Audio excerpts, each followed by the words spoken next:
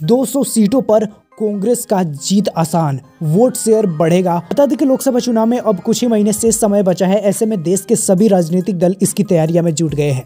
इसी बीच भाजपा के नेतृत्व वाले एनडीए गठबंधन और विपक्षी दलों के बीच इंडिया गठबंधन में सियासी सीट शेयरिंग को लेकर के प्रत्याशियों के चयन और चुनावी रणनीति को लेकर चर्चा का दौर शुरू हो गया है। इस बीच चुनावी विश्लेषकों ने भी 2024 के चुनावी दंगल को लेकर अपने अपने अनुमान लगाना शुरू कर दिए हैं।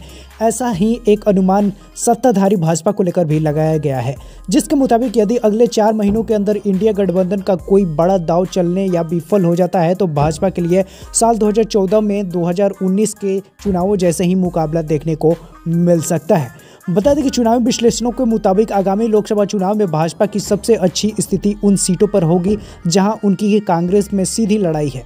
उनका मानना है कि देश की 180 से लेकर के 200 लोकसभा सीटों पर ऐसी है जहां भाजपा आसानी से जीत हासिल कर सकती है, जो एक बड़ा आंकड़ा है, क्योंकि केंद्र सरकार ऐसे मानना चाह रही है जो कि 272 सीटें उनके लिए जीतना बेहद ज़रूरी है। ऐसे में यदि बीजेपी इन राज्यों में 180 से 200 सीटों पर आसान जीत हासिल करती हुई नजर आ रही है तो 272 तक के जादुई आंकड़े तक पहुंचना उसके लिए बेहद आसान हो जाएगा। लेकिन यहां पे कांग्रेस का कहना है कि हम उससे भी ज़्यादा सीट लाकर दिखा देंगे।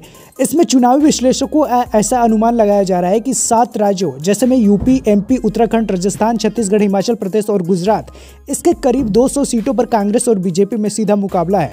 इन सीटों पर पिछले लोकसभा चुनाव में बीजेपी ने बम्पर जीत हासिल की थी। इस दौरान उनका स्ट्राइक रेट 95% था। इस हिसाब से देखें तो सबसे यहाँ पे ज़्यादा समय उनके लिए ज़रूरी है, जो कि इन राज्य के सियासी हालात ज़्यादा कुछ बदलते नहीं हैं।